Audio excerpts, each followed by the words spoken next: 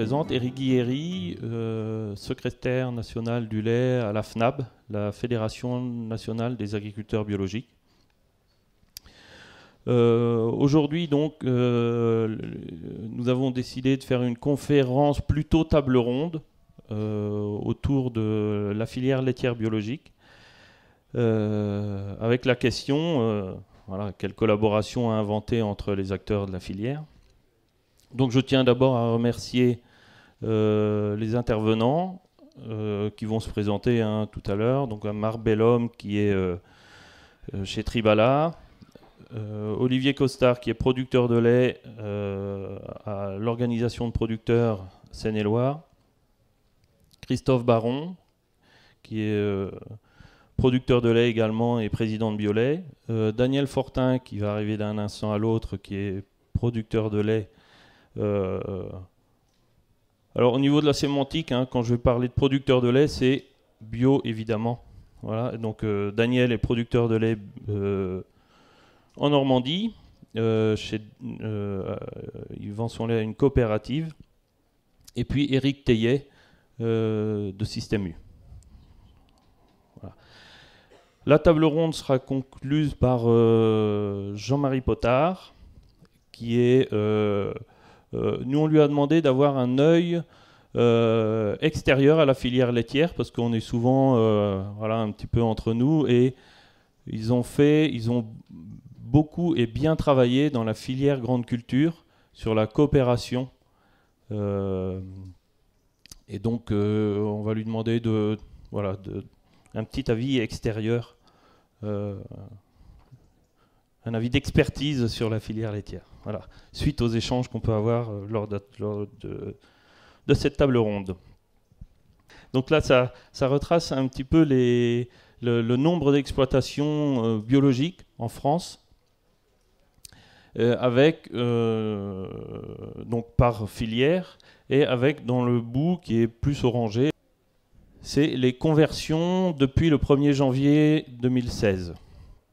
Donc sur la filière laitière, il y avait 2300 producteurs, il y a 2300 producteurs de lait bio en France et 562 en conversion depuis le 1er janvier de cette année.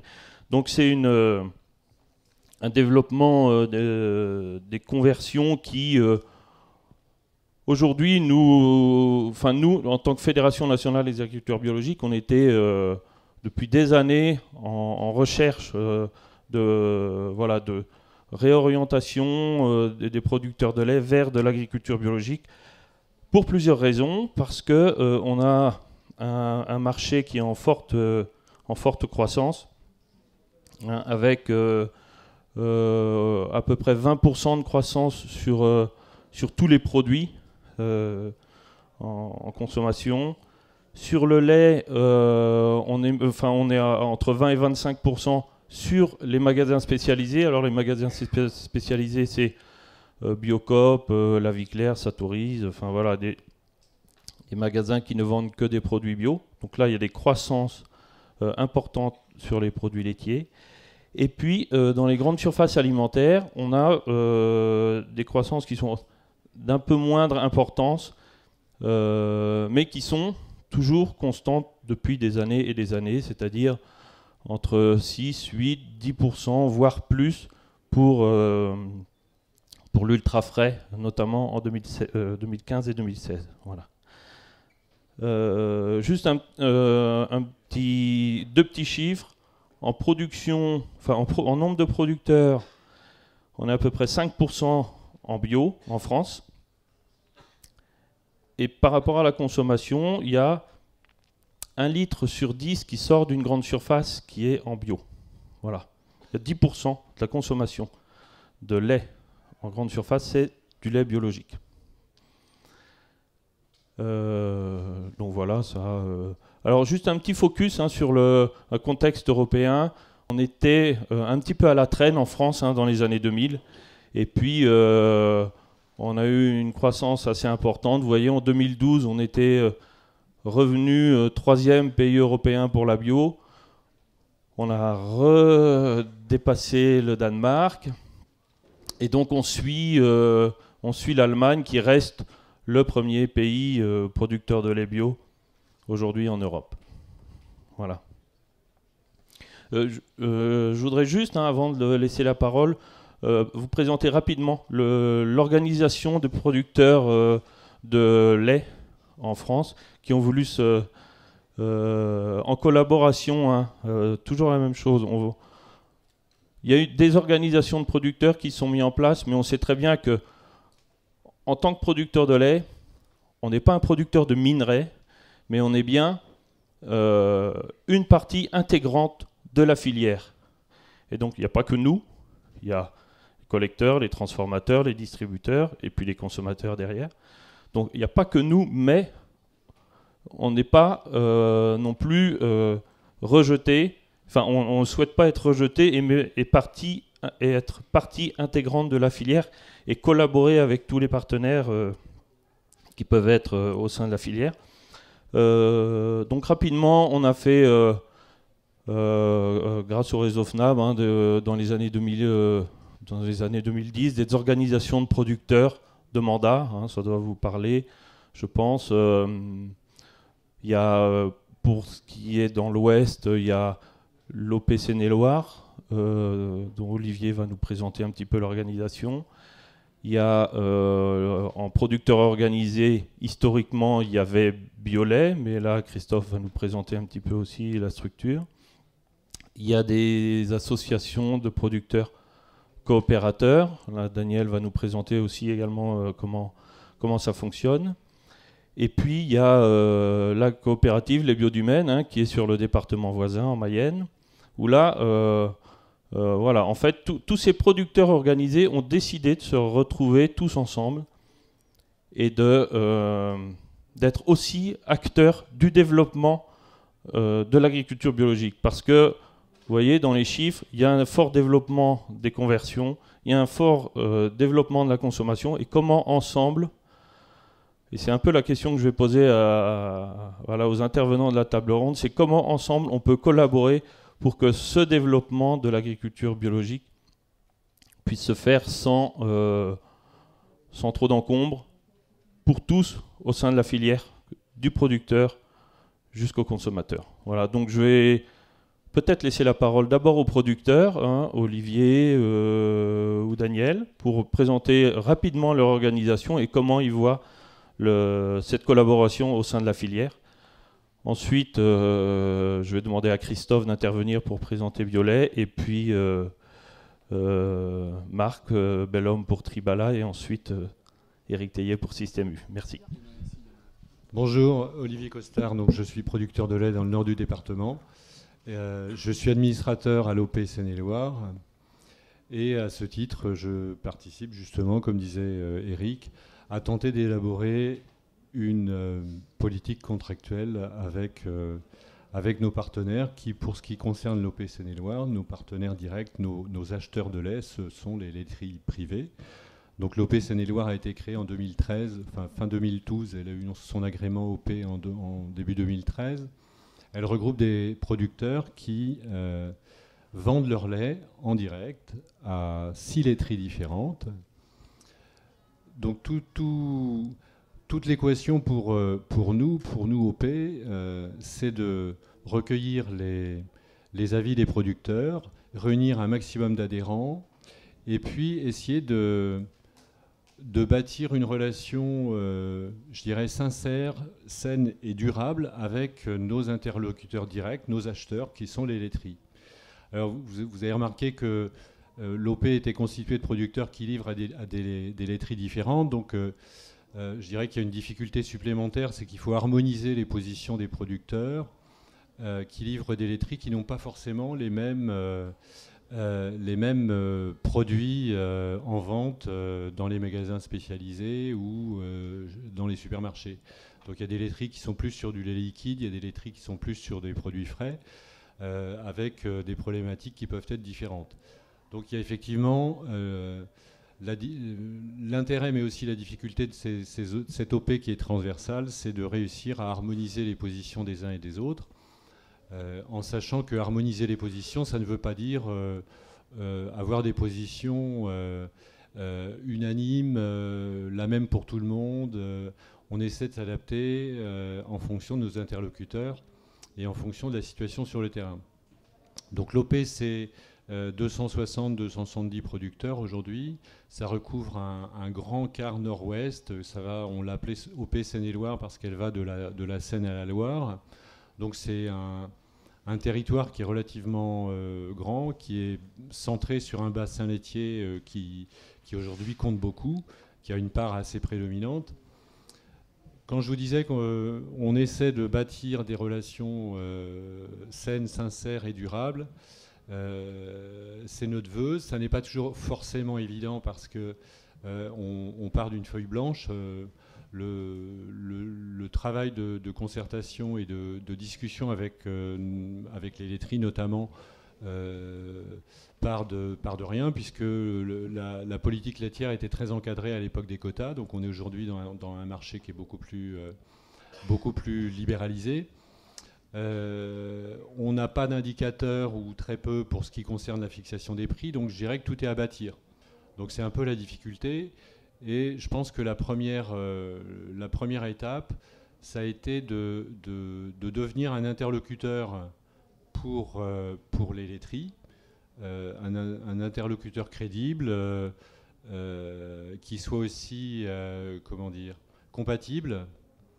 Donc il y a tout ce travail de rapprochement, qui est un travail de rapprochement humain qu'il faut faire dans un premier temps pour pouvoir engager les discussions. Je pense qu'on a mis un peu de temps à faire ce travail. Maintenant qu'il est fait, il a fallu que nous soyons aussi acceptés par les laiteries. Il faut qu'on soit un interlocuteur. Donc il faut qu'on soit accepté comme interlocuteur, représentatif des producteurs. Je pense que ce travail-là a été fait. C'est une bonne base. Et maintenant, il nous reste à imaginer des outils pour que la production laitière en bio soit sur une trajectoire de croissance régulière, éventuellement avec le moins d'à-coups possible, que la production s'adapte à la consommation qui, pour notre bonheur, est une consommation en croissance forte. Donc je dirais que c'est plus facile de discuter aussi et de réfléchir quand on sait qu'on est sur une production en croissance. Donc les bases sont jetées, maintenant il reste à trouver les bons outils et c'est tout un chantier qui a démarré, qui est en cours là. Ouais, alors moi c'est Daniel Fortin, donc je suis producteur de lait également dans le sud de la Manche. Alors je suis ici parce que je suis président de l'association des producteurs qui livrent à Grial en bio. Donc en fait, chez Agrial, qu'on se comprenne bien aujourd'hui, je ne parle pas pour la coopérative Agrial, je parle bien pour l'association des producteurs coopérateurs de lait bio de la baie, qui regroupe les producteurs de lait bio de la coopérative. Parce que en fait, Agrial n'a pas d'habitude de travailler sur le bio. On est 23 producteurs historiques, donc qui étions coopérateurs adhérents à Agrial et qui avions un partenariat donc avec la laiterie Tribala. Maintenant, Agrial ayant décidé de fusionner avec la coopérative Orial des Pays de Loire, donc il y a une coopérative qui, elle, est un opérateur historique de la bio important. Donc voilà, les choses sont un peu en train d'évoluer. Moi, de mon nom, je suis aujourd'hui juste président de l'association des producteurs coopérateurs de la baie, donc qui regroupe les 23 producteurs historiques bio Agrial. Voilà. Alors nous, c'est vrai que dans cette coopérative-là, il n'y a pas forcément d'habitude de la bio. Donc depuis 3-4 ans, on a notre première idée. Ça a été, nous en tant que producteurs bio de cette COP, on était un peu isolés chacun dans notre coin. C'était déjà se connaître, se fédérer et essayer au niveau de la COP comment on peut être reconnu, obtenir un vrai dialogue et avoir aussi notre mot à dire sur la stratégie de la coopérative. Donc ça, je dirais, ça n'a pas été simple dans un premier temps. C'est vrai que maintenant, avec la fusion avec la coopérative Orial, qui elle a un historique plus plus important sur la bio, il y a un savoir-faire qui est mutualisé, donc du coup on arrive à quelque chose de plus lisible pour nous, producteurs bio. Donc l'idée pour nous, bien sûr, c'est que tout ça s'inscrive dans l'intérêt des producteurs, donc rejoignent tout le travail qui est fait aussi par rapport à l'OP, par rapport à les Bio de France. C'est-à-dire que nous, on veut vraiment que dans les COP, comme dans les privés, il y ait quelque chose qui soit...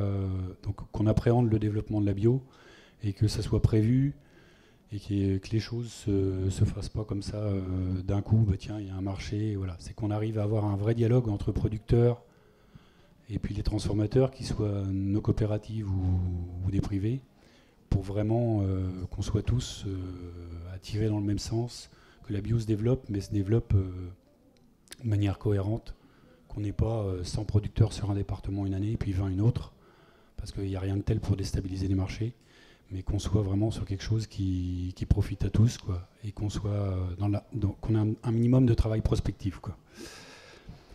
Alors dans ce sens-là, d'ailleurs, j'ai une petite annonce à faire aujourd'hui, parce que donc il y a quand même quelques... Donc il y a tous les producteurs qui livrent à des laiteries privées qui sont, dans le Grand Ouest, beaucoup regroupés autour de l'OP Seine-et-Loire.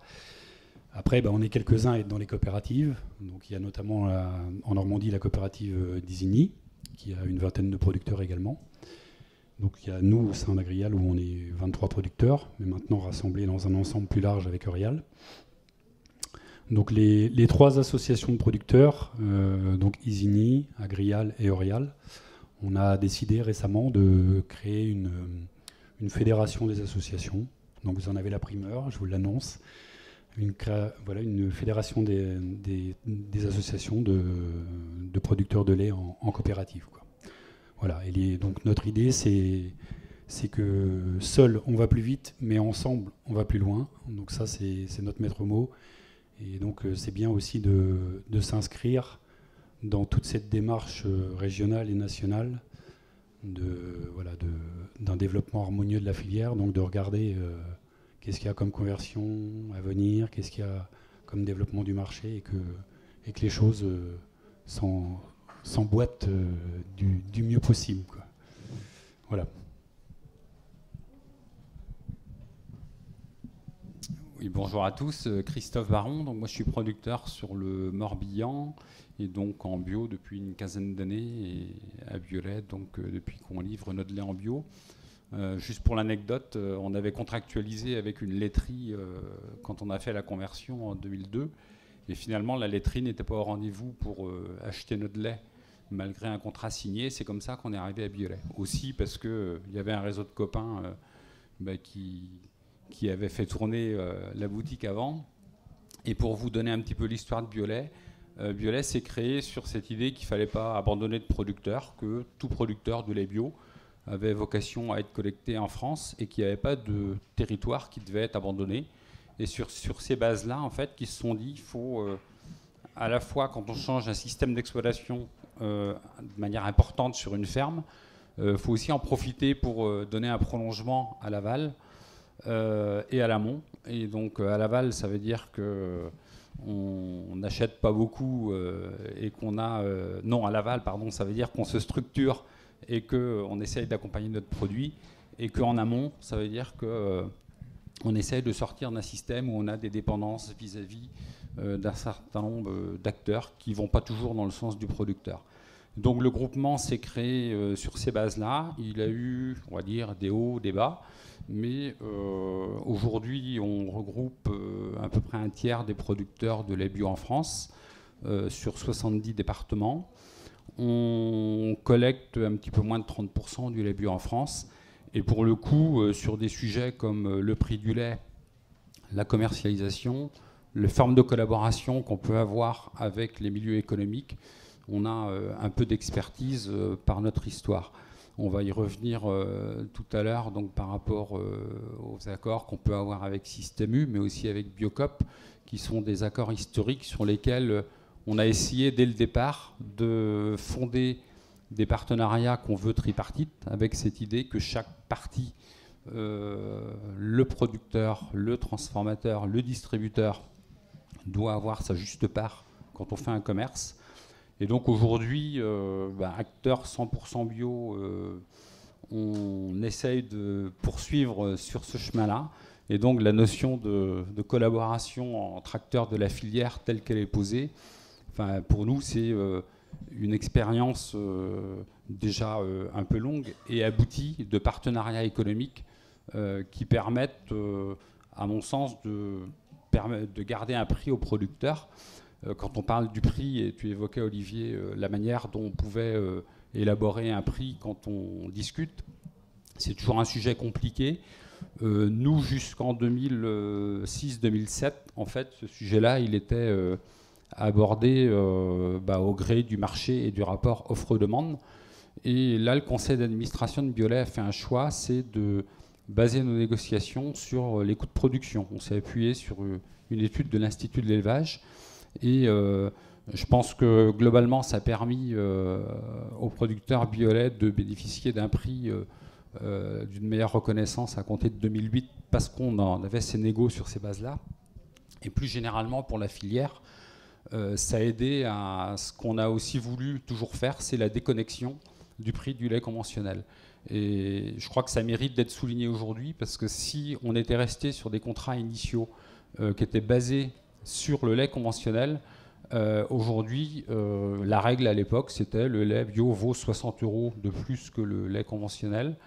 Au passage, disons, à la contractualisation en 2011, 2012 ou 2010, 2011, on est plutôt parti sur des bases à 100 € de plus. Aujourd'hui, le marché tel qu'il fonctionne, on est sur deux marchés qui sont complètement différents. On est plutôt sur des différences de prix qui sont de l'ordre de 150 à 170 €. Donc je pense que ça mérite d'inscrire c'est une politique de prix mais qui est basée sur les coûts de production et non pas sur les aléas d'un marché, parce que les aléas du marché, c'est vrai que par rapport à la crise du conventionnel actuel, on voit les situations dramatiques que ça peut créer. Et je pense qu'on a le devoir dans la filière bio de s'inscrire en faux par rapport à ça et de dire on a cette chance de pouvoir construire sur une filière qui est naissante et qu'on peut construire intelligemment, mais en défendant les producteurs, en défendant les transformateurs et en défendant les distributeurs. Parce que moi, je fais partie de ceux qui pensent que chacun doit avoir sa part dans la filière. Et après, charge à nous de trouver les lieux de discussion pour pouvoir avancer sur ce sujet-là. Et en tout cas, des conférences comme celle-là, ça le permet, quoi. Biolay, je n'ai pas dit du coup beaucoup en termes de chiffres, mais c'est peut-être pas l'objectif, c'est suffisant. Ok. Aujourd'hui, on a un petit peu plus de 900 fermes en France, donc représentant en gros, il y a 2 personnes par ferme, donc 1700, 1800 producteurs. Et donc cette année, on va collecter 170-175 millions de litres de lait. On l'évoquait tout à l'heure à quelques-uns. Si vous m'aviez posé la question il y a 8 jours, je vous aurais dit sans problème, on sera à 175 millions. Et là, les conditions climatiques viennent un petit peu entraver nos prévisions. Donc je pense qu'on sera plutôt dans les 170, quoi. Voilà, merci.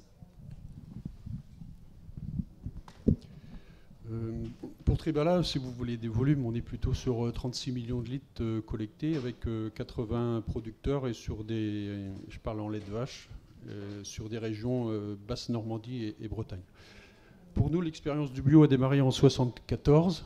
Les principales dates, c'est quoi? C'est 93, les premières mesures agro-environnementales que les plus anciens ont connues. 2000, il y a eu une petite crise en 2000, donc ça c'est une date clé quand même. Crise qui a duré un petit peu jusqu'en 2006. Et puis depuis 2006 et puis jusqu'à aujourd'hui 2016, on a un marché qui, je confirme, se porte bien.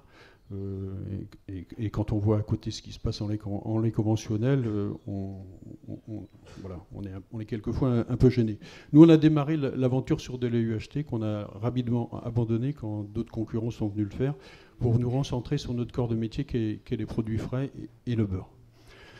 2011, il y a eu les contrats laitiers. Bien sûr, l'OP Seine-Loire est né. On a commencé à discuter avec Olivier Costard et ses associés.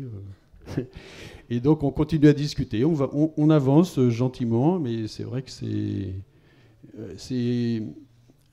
c'est intéressant pour nous d'avoir des gens qui prennent un peu des décisions pour les autres, tout en référant aux autres, j'espère, et qui sont leur porte-parole. Ça nous permet d'avoir un écho. Ça ne nous empêche pas d'aller voir sur le terrain si ce qu'on entend en réunion est aussi partagé par les gens du terrain. Il faut quand même qu'on aille vérifier. Mais voilà, c'est quand même bien agréable d'avoir des gens qui sont en face de nous et qui ont pris des responsabilités. Pour parler du développement de la bio, aujourd'hui, le développement de la bio, c'est une attente consommateur. Hein, c'est plutôt eux qui nous tirent aujourd'hui, ça c'est clair et net. Pour l'environnement, pour le non-OGM, pour la santé, pour la biodiversité. Et puis quand on regarde la dernière crise qu'on a vécue sur la crise agricole conventionnelle, on s'aperçoit qu'il y a un nouveau truc qui arrive, on est surpris, les agriculteurs ne vivent pas de leur métier. Donc je pense que ça c'est une nouvelle entrée pour la bio, de lecture qu'il faut avoir, c'est que le consommateur, il entend aussi que quand il paye son produit au supermarché, tout le monde vive du prix qu'il a payé le produit. Le transformateur jusqu'au producteur. Donc ça, je pense que c'est une entrée qu'il faut qu'on intègre, bon, pour le conventionnel, mais pour le bio, c'est important. Donc je vais y revenir après, mais je pense que c'est une nouvelle notion qui est importante et qui devra nous faire réfléchir pour le futur.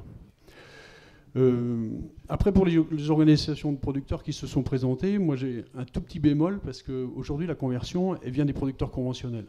Donc on peut être organisé entre producteurs bio, mais si la conversion vient du conventionnel, on subit les gens qui arrivent et on ne maîtrise pas. Alors après c'est bien de s'organiser pour les former et tout ça, c'est une bonne chose, mais c'est en grande partie la responsabilité de chacun des transformateurs, de voir le marché, comment il se développe, et d'engager en conversion ce dont il a besoin. Donc il ne faut pas qu'on subisse les conversions, il faut qu'on essaye de les canaliser. On l'a fait par le passé, on l'a tous fait hein, autour de la table. On a su dire à des moments à des gens, écoutez, la bio c'est bien pour l'environnement, c'est bien, mais patientez un petit peu, dans 6 mois, dans 1 an, on pourra vous prendre, mais pour l'instant, on ne peut pas. Alors c'est vrai qu'aujourd'hui, avec le développement qu'on a, c'est pas la peine de faire peur aux gens. Mais pour le futur, soyons responsables et engageons les conversions que s'il y a du débouché commercial derrière. C'est un peu dur de dire ça, parce que quand on a un producteur qui a envie de faire mieux pour l'environnement et qu'on lui dit, patiente, on lui dit pas ça, on lui dit convertis tes terres et puis voilà, pour le lait, on verra après. Mais voilà, c'est des choses qu'il faut savoir, c'est que on peut s'organiser entre nous, mais la conversion, elle vient du conventionnel. Donc par rapport à ce que je disais tout à l'heure, la prise en compte, c'est le consommateur et qui va nous rémunérer tous sur l'environnement et tout, et sur son envie aussi que tout le monde vive dans cette filière-là. Et donc je pense que le travail futur qui nous attend, et quand vous me posez la question, c'est quoi peut-être les enjeux pour le futur, c'est vraiment que tous ensemble, on aille vers le consommateur pour lui expliquer les plus de la bio, et que ça a un coût, et qu'il n'est pas question qu'on fasse de la bio au rabais. Il n'est pas question qu'on fasse du dumping sur la bio, que ce soit des produits d'appel. Non, ça a un coût qui travaille pour l'environnement, qui travaille pour le non-OGM, qui travaille pour la santé. Donc voilà, il faut qu'on l'intègre ça tous. Et c'est, je pense, un projet pour lequel on doit tous travailler demain, c'est faire comprendre aux consommateurs que la bio a un prix et qu'elle doit rémunérer tout le monde.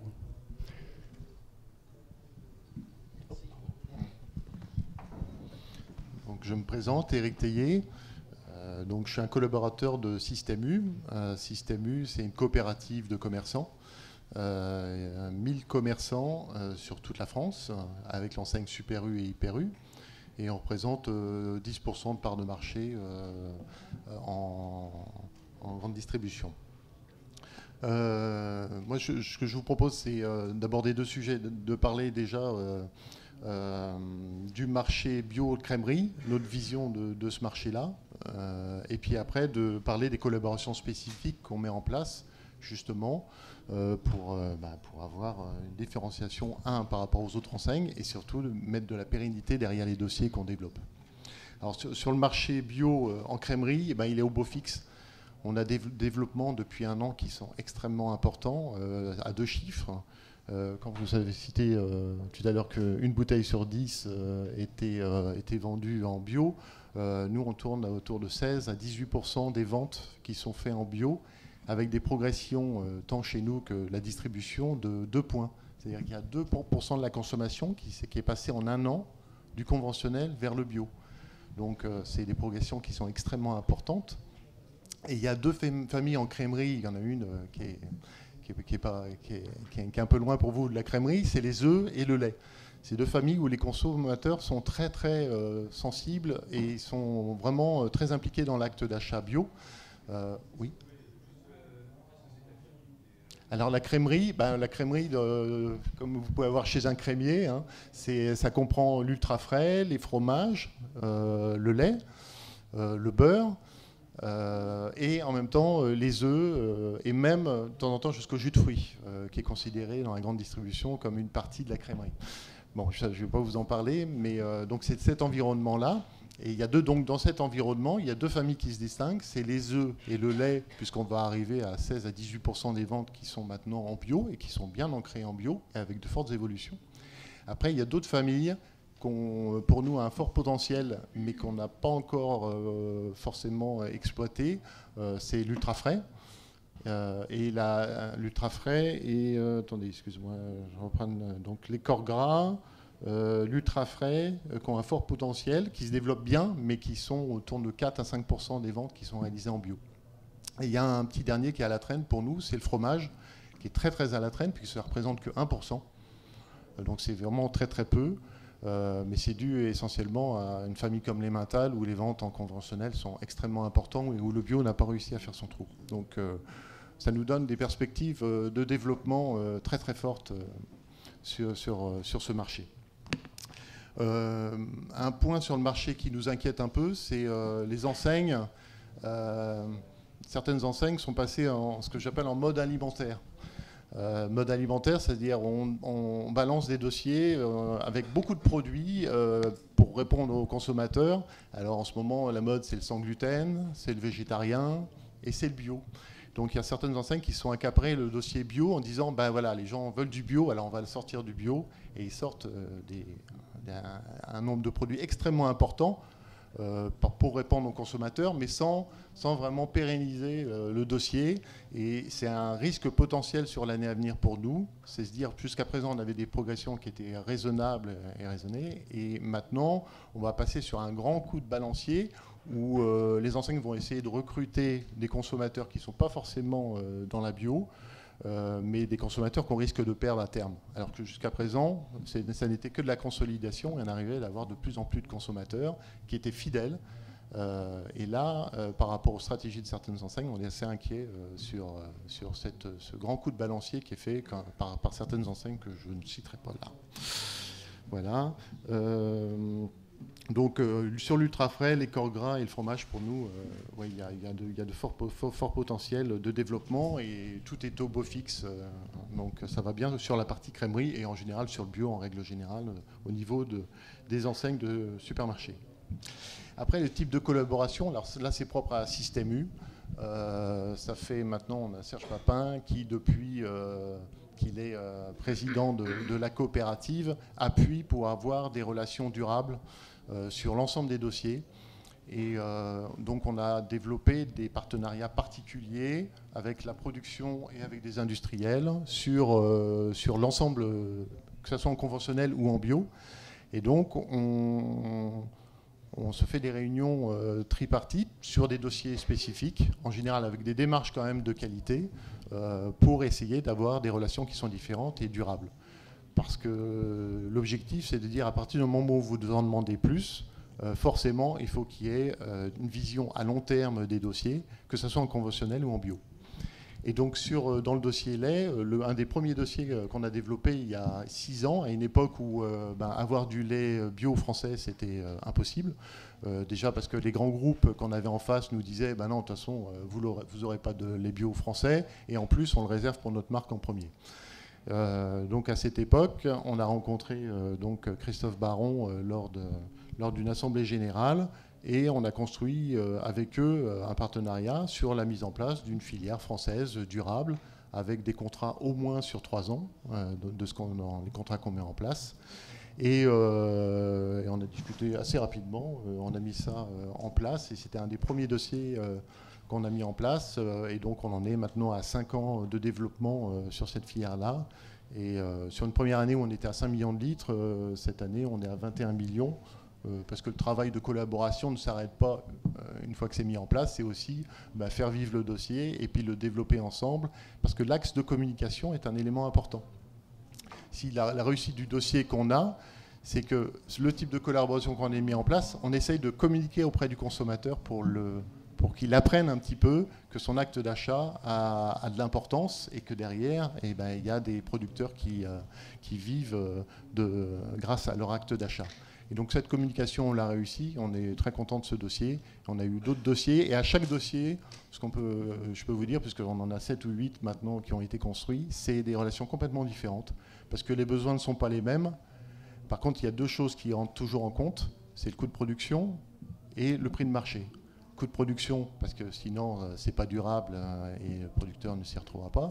Et le prix de marché, parce que c'est une résultante dont nous, on a besoin. C'est-à-dire qu'à un moment, on peut faire des efforts, mais la notion de prix de marché, pour nous, est importante. Donc, on ne peut pas s'en éloigner systématiquement. Donc, c'est deux paramètres et essayer de trouver la bonne équation pour que tout le monde puisse vivre grâce à cette combinaison. Voilà. Alors, après toutes ces interventions, moi, je vais me projeter dans 2 ans. On a vu les chiffres, à peu près 20 à 25% d'augmentation de lait bio dans les deux années à venir. On a bien traité dans la question, c'est à inventer. Donc là, vous nous avez surtout parlé, même s'il y a quelques éléments autour de la communication des plus-values de la bio, mais j'aimerais que vous vraiment vous positionniez sur les innovations en termes de collaboration, parce qu'on sait que voilà, il va y avoir des gros volumes, mais aussi il y a la consommation qui est là, une progression comme l'a décrit tout à l'heure Eric. Donc voilà, j'aimerais vraiment vous positionner sur cette question. Qu'est-ce qu'on peut, sur quels facteurs on peut intervenir, inventer? Oui, moi je rajouterais même que là on parle à chaque fois, le marché se développe, oui c'est bien, mais il est de toute façon bridé puisqu'on manque aujourd'hui de lait bio. Donc concrètement, le potentiel de consommation de produits laitiers bio aujourd'hui, on ne le connaît pas. Il est même potentiellement à 100% de la consommation de lait conventionnel. Donc on peut, je pense, continuer le développement des conversions si on arrive à mettre en place ce que on souhaite tous, c'est-à-dire un partenariat au sein de la filière laitière biologique française. Voilà. Moi, les collaborations à venir, moi, je les verrai à 3 niveaux par rapport à l'ensemble de la filière bio en France. Je dirais que le premier champ, c'est celui des idées qu'on peut échanger entre nous. Des structures comme la FNAB, on est content de pouvoir dialoguer sur le cahier des charges, sur comment tout ça évolue. Et donc se mettre d'accord sur le socle commun qui fait la richesse de la bio par rapport au monde de la consommation et qu'a créé le contrat de confiance entre les consommateurs et une forme de production agricole qui est avérée aujourd'hui comme la mieux-disante environnementale. Moi, ça me paraît important qu'on ait ces lieux, toutes chapelles confondues, pour échanger, qu'on puisse avoir des échanges avec le SINABio au niveau institutionnel, idem. Et alors là, deuxième chose, après le champ des idées, moi je verrais le champ institutionnel pour qu'on fasse gaffe aussi vers où on va. C'est-à-dire que je reviens aux questions de cahier des charges. Là, il y a des jeux qui se jouent qui peuvent paraître nous dépasser au niveau du cahier des charges européen, avec l'importance d'avoir des positions françaises qui défendent une forme d'agriculture qui est celle qu'on veut, et une bio où le cahier des charges qui a été modifié en 2009, bon, ça s'est fait de manière un petit peu dans la douleur au départ. Finalement, aujourd'hui, c'est quand même un vrai socle qu'on doit défendre. Et en tout cas, même s'il devait y avoir des décisions européennes qui feraient bouger les lignes, moi, il me paraît important qu'en France, on ait cette capacité à se fédérer autour de ça. Et petite parenthèse là-dessus, nous, dans notre dernière Assemblée Générale au mois d'avril, on a décidé, compte tenu des risques de traçabilité sur certaines denrées qu'on importe, je pense notamment au soja, mais ce n'est pas la seule, qu'on faisait le choix à Biolay de ne plus utiliser ces denrées-là dans les rations de nos vaches. Et c'est une décision qui me paraît importante par rapport au monde de fabricants d'aliments du bétail et qui est donneuse de sens pour faire en sorte qu'on ait une filière qui soit crédibilisée et de façon durable. Et puis le troisième pilier, moi, que je verrais, il y a les idées, il y a les institutions, et le troisième enjeu, c'est les partenariats économiques. Et Eric, tu viens de décrire quelque chose qu'on a réalisé ensemble, et moi qui me paraît porteur de sens.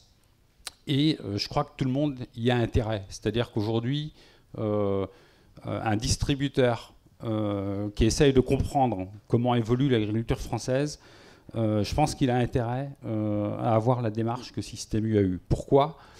Jusque-là, on a l'habitude de raisonner en termes de conversion. Et quand tout à l'heure, dans les échanges introductifs, on évoquait le fait de se dire il faut à tout prix que la production elle colle à la consommation, c'est un exercice difficile, parce qu'on peut aussi inverser les choses, et en disant qu'à force d'avoir une production faible, la consommation elle risque de rester faible, et il n'y a rien de pire que de ne pas avoir de produits en linéaire. Donc c'est comment on organise quelque chose pour que ça prenne, et que la bio, ça devient un vrai vecteur de croissance pour l'environnement, pour la santé des gens, sans déstabiliser les producteurs, avec des règles qui doivent exister dans la filière. Et moi je crois à ces partenariats économiques, parce que dans le monde conventionnel qui se restructure à une vitesse énorme, on est parti, moi quand je vois sur Aller, ma commune, ce qui se passe autour de chez moi, on est parti pour les étables à 150-200 vaches très rapidement, avec une incompatibilité dans des zones comme les nôtres, moi, qui me paraissent difficiles quand même à conjuguer avec le cahier des charges de l'agriculture biologique et avec un cahier des charges de ferme autonome. Et ça veut dire que demain, on peut assister en lait à ce qui s'est passé en porc. En porc, on peut en causer, Eric t'en témoignerait mieux que moi, mais j'en causais avec quelqu'un de Biocop il n'y a pas longtemps. En porc, aujourd'hui, il n'y a plus de denrées et il n'y a plus de conversion possible, parce que la taille des outils, les problématiques de bâtiments auxquelles sont confrontés les éleveurs de porc font que la notion même de conversion, elle n'est plus possible. Et donc, dans ce contexte-là, je me dis, c'est toujours difficile d'avoir un paquet de conversions à assumer d'un coup, comme ce qu'on a aujourd'hui, mais ayons en tête que les choses elles se jouent à 5-10 ans sur un marché de la bio qui pourrait devenir structurellement déficitaire. Et donc les collaborations, il vaut mieux les trouver maintenant pour anticiper un monde de demain où la denrée peut manquer. En tout cas, c'est mon sentiment. Tout à l'heure, on parlait du fait qu'on avait un peu de difficulté à établir une équation qui permette d'établir un prix qui à la fois permette de rémunérer le producteur en fonction de ses coûts de production, mais qui soit aussi compatible avec les conditions de mise en marché des industriels. Je pense qu'on ne fait pas non plus l'économie en tant que producteur de se poser la question quel est notre objectif de revenu, comment est-ce qu'on se positionne par rapport à ça. Au niveau de l'OP Seine-et-Loire, par exemple, on a établi l'idée que en tant que producteur, on doit revendiquer un revenu qu'on a basé sur 2 SMIC, par exemple, étant entendu que le métier d'agriculteur est un métier qui comporte des responsabilités, de l'astreinte, un temps de travail qui est assez important. Donc ça nous semble être une base sur laquelle on ne devait pas transiger et on ne devait pas être en dessous. Donc le métier doit être rémunérateur et ça doit se concrétiser dans le prix. Sur la question du prix, il nous semble que par rapport à beaucoup de productions de spéculation agricole, il vaut mieux essayer comme je disais tout à l'heure, d'éviter les à-coups et donc d'essayer de se fixer une progression qui soit durable, qui soit pérenne, qui peut-être éventuellement laissera éventuellement des producteurs temporairement ou momentanément insatisfaits, mais qui évite surtout qu'on ait à certaines périodes des chutes de prix, des montées éventuellement qui peuvent nous ravir sur le moment, mais qui l'année d'après nous laissent un peu déçus parce que l'embellie n'aura pas duré. Donc l'idée, pour moi, il y a une double idée qui est effectivement d'assurer un prix qui soit relativement régulier et un prix surtout qui soit rémunérateur. Il me semble que dans la distribution, dans le commerce, il me semble qu'on n'a pas le droit de vendre à perte. Et chez les producteurs, je pense qu'il faut aussi qu'on revendique qu'on ne doit pas vendre nous aussi à perte. Donc il me semble que ça doit aussi s'appliquer dans le secteur de la production comme dans le secteur de la distribution ou du commerce. Ouais. Sur les collaborations à venir, il y a aussi quelque chose dont on n'a pas encore parlé, mais dans ma tête, moi, qui est important, c'est il faudrait, enfin, je sais bien que c'est fait un petit peu, mais c'est fait dans plein d'endroits et c'est pas forcément bien mutualisé. Sur la pyramide des âges, enfin, je sais que moi j'ai retenu un chiffre de 40% des producteurs de lait bio dans le Grand Ouest qui arrivent à la retraite dans les moins de 10 ans. Bon, ça c'est le genre de choses. Voilà, moi j'ai retenu ce chiffre-là, mais c'est pas précis, quoi. Donc ça, quand on parle volume, quand on parle prix, quand on parle avenir, ce serait important, je pense que tout opérateur, comme on est autour de la table, on est des choses partagées, précises autour de ça, pour aussi y voir plus clair. Donc ça, pour moi, déjà, ce serait déjà un beau chantier. Et puis je dirais un petit peu la même chose sur les conversions.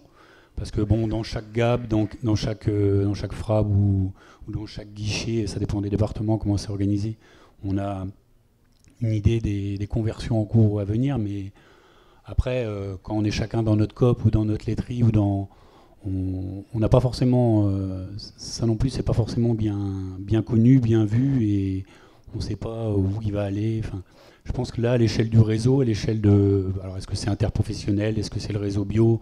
Est-ce que c'est la FNAB? Est-ce que c'est les Bio de France? Est-ce que c'est... Enfin, je ne sais pas, mais là pour moi, là, il y a, entre les retraites et les conversions, on a vraiment deux leviers là qu'il faut qu'on précise plus pour savoir si d'ici 2 ans, on peut prendre 50 millions de litres, 100 millions de litres, 150. Enfin, ça me paraît des données importantes. Après, je dirais, quand on parle prix, enfin, quand on entend les producteurs, j'ai envie de dire, les producteurs, nous, tout le monde sait ce qu'on gagne ou ce qu'on dépense en minéraux, en charges de mécanisation, etc.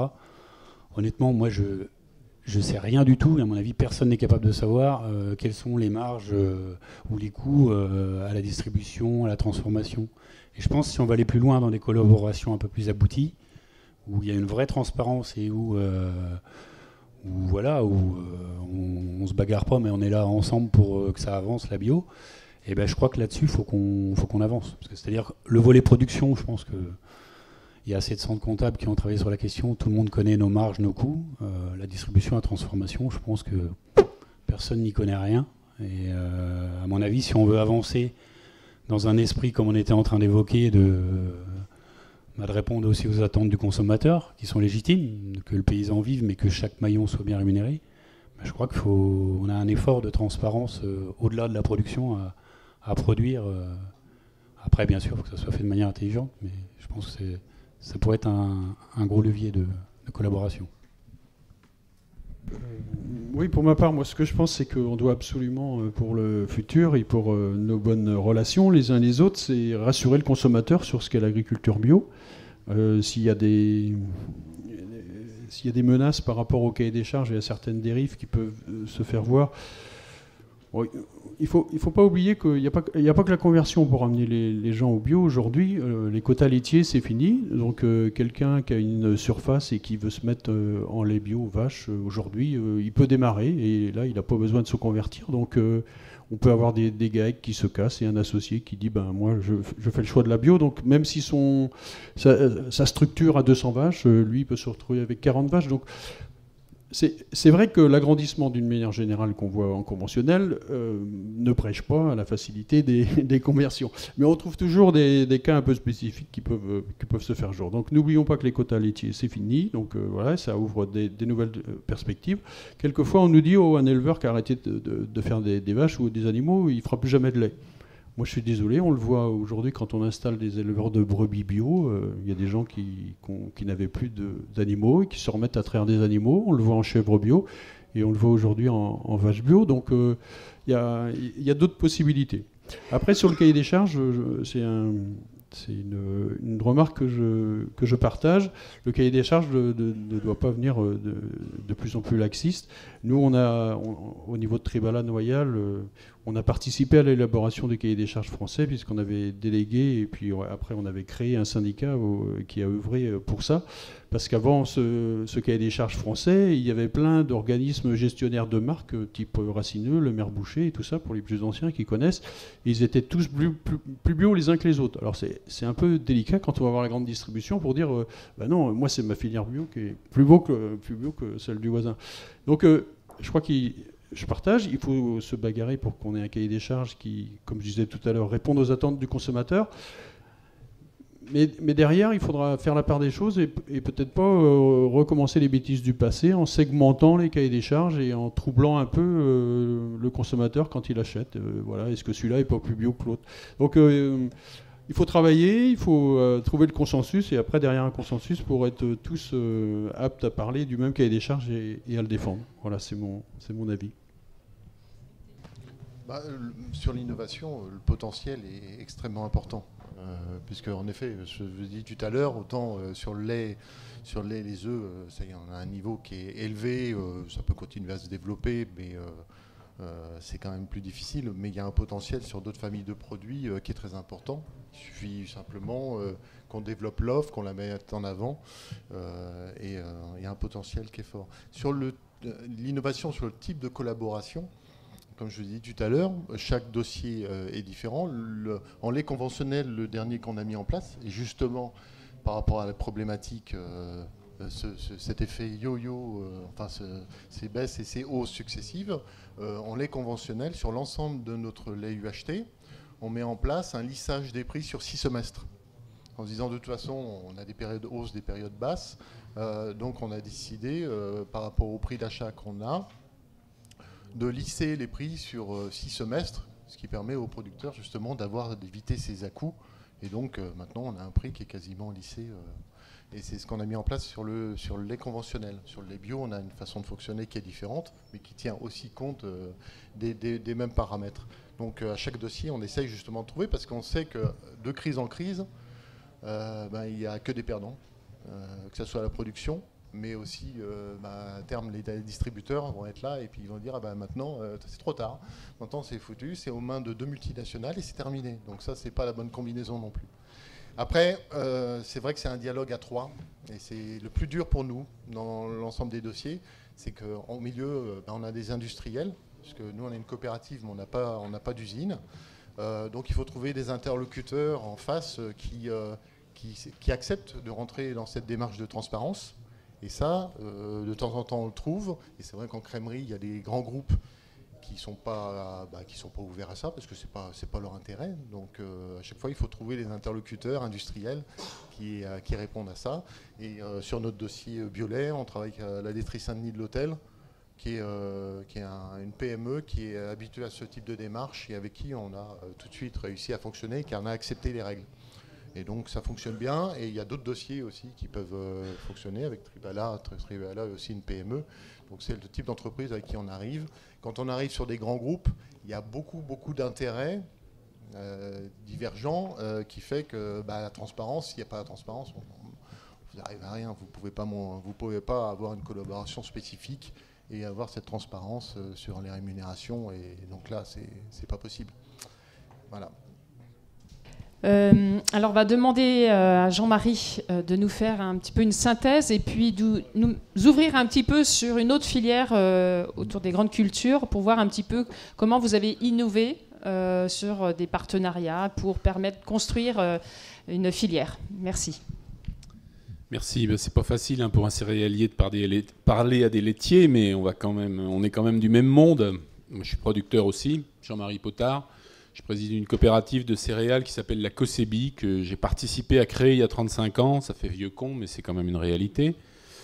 Et donc, on a créé cette COP pour se sortir un peu d'un lieu où il n'y avait pas de commercialisation bio à l'époque. Et on a créé une coopérative parce que ça nous a paru être la meilleure forme, à la fois pour nous défendre et à la fois pour partager des valeurs. Donc j'ai pas de leçon à donner à quiconque ici, et le travail que font les OP et Biolay et les partenaires à cette table sont assez évocateurs de la manière constructive que les gens ont choisi pour avancer. Mais juste quelques petites réflexions de ce que j'ai entendu. Il y a une chose dont on n'a pas parlé du tout, je vais en parler maintenant, c'est les aides bio. Parce qu'aujourd'hui, les aides bio sont quand même, indépendamment du prix du lait comme du prix des céréales, une partie du revenu non négligeable. Et ça, on a un travail à faire sur la politique, influencer les gens qui décident de ces aides-là. Dans nos conseils régionaux agrandis maintenant, c'est moins facile. Mais ça fait partie quand même intégrante du revenu des paysans. Après, les coopératives de céréales, nous, on s'est regroupés. Alors, on a fait des COP, puis aujourd'hui, on en est à se grouper entre COP. Alors, c'est pas pour imiter nos aînés qui ont fait des monstres immaîtrisables maintenant, parce que ça, on nous le reprocherait, et même en interne, on se l'auto-reproche tous les jours. Mais c'est quand même parce qu'on a conscience, justement, de la vitesse de croissance du marché bio, à la fois la production, qui grandit aujourd'hui, suivant les régions, de 20 à 40% de croissance chaque année. Les surfaces en conversion, c'est à peu près ça. Chez nous, en Bourgogne, en tout cas, c'est ça. Donc, on a quand même lieu de s'interroger sur la croissance du marché au niveau de la production et de l'absorption de cette production ensuite. Donc, on s'est dit, ce frémissement, on l'a senti déjà il y a 3, 4, 5 ans. On sentait que ça allait arriver, puis ça n'arrive pas, puis ça n'arrive pas. Puis là, cette année, ça devait arriver, ça n'arrive encore pas. Bon, mais ça va venir, je pense. Donc, on a anticipé un peu ça. Et on s'est regroupé entre 4 coopératives 100% bio, puisqu'on a préféré travailler entre bio pour définir nous-mêmes la politique. Ça nous paraît important. C'est aussi ce qu'a fait Biolay, je crois. J'en suis sûr même. C'est pas que les coopératives conventionnelles qui font du bio nous gênent, mais on y maîtrise moins bien, en tout cas.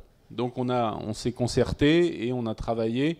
Et on vient de réunir 4 coopératives 100% bio, qui sont donc la Cosebi en Bourgogne, Biocer en Normandie, Corab en Centre-Atlantique en Charente et Probiolor en Lorraine. Donc ça veut dire qu'on balaye un petit peu une partie importante du territoire, pas pour devenir gros, mais pour devenir concerté, plus intelligent, parce qu'on est plus intelligent à plusieurs qu'à tout seul. Ça, on l'a mesuré depuis très longtemps. Et garder nos entités. C'est-à-dire qu'on doit garder nos entités coopératives et travailler sur une organisation de vente commune. Donc c'est ça notre objectif. Donc je ne sais pas si c'est reproductible parce que en lait et en céréales, les produits sont quand même essentiellement différents. Le lait, ça ne se stocke pas et les céréales, ça se stocke. Donc on a un avantage et un inconvénient. C'est que les céréales, on peut les garder 3 mois. Mais l'inconvénient, c'est que pour les garder, il faut du stockage. Donc on doit investir dans du stockage qui nous coûte quand même un peu d'argent. Mais je ne sais pas si c'est reproductible dans les filières laitières d'avoir cette démarche. En tout cas, le principe, c'est de toute façon que tout seul, on n'est pas bon. Ça, je crois que tout le monde l'a compris ici. C'est-à-dire les producteurs en vente directe, ils vendent à leur porte ou qui vendaient à leur porte, ça ne marche pas longtemps. Ce qu'il ne faut pas, c'est quand même opposer la vente directe, parce que ça, la vente directe, évidemment que ça a de la valeur et que c'est complémentaire de ce qu'on fait nous. C'est-à-dire qu'à la fois, il faut valoriser la vente directe et à la fois, il faut valoriser les filières longues. Donc ça, c'est bien acquis. Mais le gros du volume en céréales, en tout cas, c'est les filières longues et on s'est organisé pour ça. Donc nous aussi, on a cette problématique des gens qui viennent en bio, c'est-à-dire c'est des exploitations céréalières aujourd'hui dans nos régions de 3, 4, 500, 600 et plus d'hectares. Donc c'est des systèmes qui sont, à mon goût, un peu fragiles, pour plusieurs raisons. C'est que, premièrement, ils tombent dedans, comme on tombe dans un bassin d'eau froide. Alors quand il fait très chaud, ça va. En hiver, ça va être plus dur. Et en tout cas, il faut s'adapter. Et c'est beaucoup plus difficile d'adapter sur des immenses surfaces que peu à peu. Bon, ça c'est une constatation. Mais on peut imaginer aussi qu'à terme, les tailles d'exploitation soient quand même plus petites. C'est-à-dire qu'en bio, comme en lait, je l'ai entendu tout à l'heure, la grande taille, je pense qu'on va en voir les limites. Enfin, dans le système bio, je pense qu'on va en voir les limites, parce qu'il y a un problème d'intervention manuelle. Alors nous, c'est du désherbage mécanique, par exemple, pour les céréaliers. Chez les laitiers, c'est de la main-d'œuvre. Et on se rend vite compte que, alors il y a les robots de traite chez les laitiers, mais enfin ça coûte un peu d'argent quand même. Et nous, on en voit vite le tour, c'est qu'on ne peut pas intervenir partout, comme avec un pulvé de 36 mètres, et où il faut l'hypermécanisation. Je pense que ça, c'est... L'hypermécanisation, elle est venue aussi parce que l'agrandissement est sans fin et parce qu'on sait que... On rachète du matériel pour faire plus grand et après on fait plus grand pour payer le matériel et ainsi de suite. Donc ça c'est quand même un peu un système à la con que les paysans, un certain nombre ont bien compris, mais pas tous. Parce qu'il y a encore beaucoup de matériel ici, puis encore, hein, c'est sérieux. Hein. Il n'y a pas de matériel qui sert à rien. Mais parce qu'en conventionnel il y en a quand même du matériel qui sert à rien, beaucoup. Hein. Mais c'est beau, ça brille. Puis il faut surtout avoir plus gros que le voisin. Et ça, on a l'air de rigoler de ça, mais c'est quand même quelque chose qui marche à tous les coups.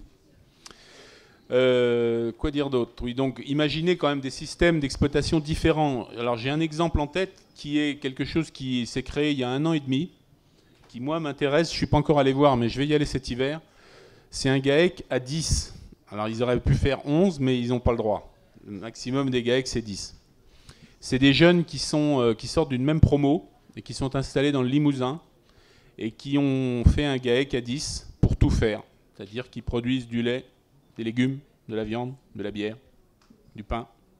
Et ils autoconstruisent, etc. Et je me demande, enfin moi, dans mes rêves, parce que je rêve encore, même si je suis vieux, je pense que ça pourrait être un des systèmes qu'on imaginerait être la tête de pont de la bio dans 10 ou 15 ans. C'est-à-dire des fermes polyvalentes avec beaucoup de main-d'œuvre et avec beaucoup d'ajouts de valeur par les personnes. S'organiser entre les structures économiques aussi. Alors les structures économiques, c'est les coopératives, c'est les GIE, c'est aussi les transformateurs.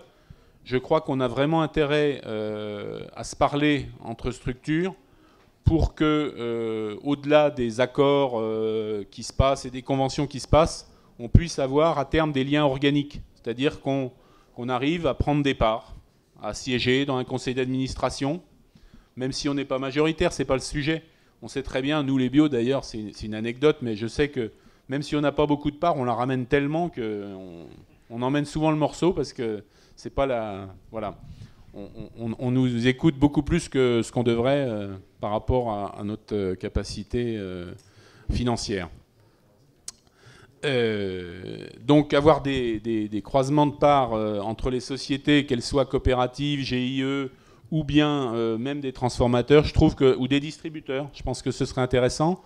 On l'a d'ailleurs réalisé avec Biocop, puisque nos structures coopératives de céréales comme Biolait et comme d'autres producteurs de légumes font partie aujourd'hui de l'organisation Biocop. On a des parts au sein de Biocop et Biocop a des parts chez nous. C'est-à-dire qu'on a la section agricole, nous, qui nous permet d'être représentés au sein de Biocop. Et je trouve que c'est un laboratoire. Ça ne veut pas dire qu'on va s'arrêter à ça. Je crois qu'on a envie que ce schéma-là puisse éventuellement être ouvert aux autres structures économiques de la bio, aux transformateurs notamment et aux distributeurs, pour que on n'en soit plus seulement à dire on fait un partenariat, on fait une convention, et puis après 3 ans après, le patron il change et il balaye tout, il en prend d'autres, parce que bien sûr, comme ça va se développer, il y a d'autres offreurs sur le marché, et qui seront peut-être plus malins, plus intelligents, plus beaux et moins chers. Donc on peut craindre ça toujours. Les producteurs, il faut quand même qu'on sache, on le sait, on a toujours été un peu la 8e roue du carrosse. Et donc ça, on n'a pas envie que ça continue. Et on est bien ici, entre autres, parti pour montrer qu'on a envie d'être la 4e. Et puis, pour ne pas être trop long... oui, parce qu'il te reste 2 minutes. Je vais y arriver. Il y a des jeunes producteurs ici, enfin, ou des futurs, là j'en vois, là, il y a beaucoup d'écoles. C'est aussi leur dire ce qu'a dit Eric tout à l'heure, c'est qu'il faut vous prendre le temps, dans votre mode d'exploitation, de participer aux structures économiques. C'est-à-dire que ce n'est pas les autres qui vont le faire, c'est vous. Ça veut dire que quand vous êtes paysan, et à un moment donné, il faut accepter de descendre du tracteur, accepter de descendre, sortir de la salle de traite et d'aller passer du temps dans des structures collectives. Alors on perd un temps fou, hein, je vous le dis, hein, on perd un temps fou. Hein. Mais alors, on perd un temps fou, mais sans ça, eh ben on est mort.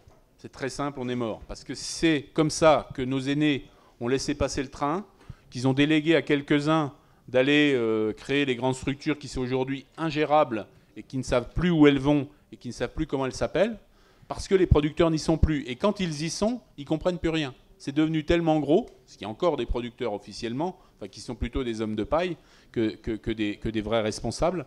Ils ne savent plus comment ça se joue parce qu'ils ne savent pas les mécanismes, ils ne sont pas aux décisions et ils font que signer des choses. Donc ça, pour les jeunes, prenez bien dans votre idée qu'il faudra vous impliquer dans des structures collectives de producteurs, que ce soit des OP, des structures économiques, pour maîtriser votre avenir. Et puis, je vais conclure là-dessus, le risque si on ne fait pas tout ça, c'est ce qui est en train de se passer, c'est-à-dire qu'on pourrait être victime de la croissance. C'est-à-dire qu'on a vécu, bon, moi qui suis un peu ancien, des périodes de croissance, des périodes d'arrêt, puis là on est en train de vivre une vraie période de croissance. Et une croissance à 100% quand on est à 2, c'est pas grand-chose. Quand on est à 100, c'est énorme. Et aujourd'hui, ça a été dit tout à l'heure, on est passé de 3 à 5% assez rapidement des surfaces agricoles bio françaises. Et je pense que l'explosion, parce qu'on peut parler d'une explosion, c'est pas à la mode aujourd'hui, mais presque, l'explosion du marché bio, il faut qu'on fasse attention de ne pas en être victime. C'est-à-dire qu'il y a des grandes structures aujourd'hui, économiques, de tout niveau, hein, qu'elles soient agricoles et de l'aval, qui se posent la question de la bio. Alors qu'il y a jusqu'à 3 ans, personne ne se la posait, la question de la bio. On était des rigolos, on était marginaux, etc. Et quand on commence à dépasser 5%, on intéresse du monde. Et on intéresse tellement du monde que les financiers, qui ont pris une part, qui ont commencé déjà à mettre les doigts dedans, ben, ils rachètent les sociétés. Donc ils rachètent, on a vu, nous, dans le monde des céréales, on a vu Selnat se faire racheter l'année dernière. À nos yeux et à notre barbe, bon, on n'avait pas non plus forcément les ronds pour racheter Selnat, puis on n'a pas été invité non plus. Mais c'est quand même ce qu'on peut craindre. Et ça veut dire que ça, si on laisse faire ces choses-là et qu'on n'est pas structuré et fort économiquement et entre humains, parce que la force de nos organisations, c'est plus dans les hommes que dans la taille économique. Eh bien, si on n'est pas fort dans ce domaine-là, on va laisser partir tous nos fleurons, tous les gens qui savent faire, tous les gens qui ont un savoir-faire, dont on a besoin. Ça a été dit tout à l'heure, Christophe l'a dit, le savoir-faire des transformateurs, aujourd'hui, c'est avec eux qu'on doit faire. On ne doit pas faire à leur place, mais on doit faire avec eux. Eh bien, si on ne prend pas en main notre développement et qu'on participe avec ces gens-là, eh bien, ils vont se faire racheter. Et on n'aura plus notre mot à dire.